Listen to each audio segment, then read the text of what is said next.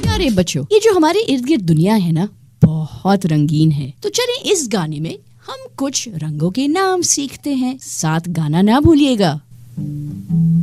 नीला, गुलाबी, लाल, हरा, सारे कितने प्यारे हैं रंग।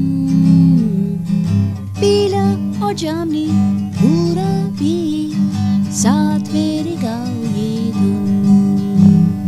नीला, गुलाबी, लाल, हरा, सारे कितने प्यारे हैं रंग।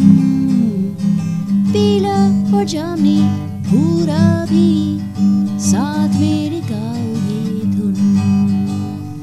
काला, सफेद, गुलाबी, लाल, जामुनी और नारंगी, रंगीन नजारे और समा हर तरफ मेरी दुनिया में।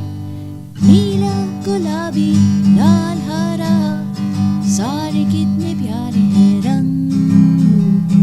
पीला और जामुनी, भूरा भी, साथ मेरे गाओ ये धुन, साथ मेरे गाओ ये धुन। देखा बच्चों, कितना मजा आया। इस गाने को दोबारा सुनने के लिए प्ले का बटन दबाइए और साथ भी तो गाइए। अल्लाह हाफिज।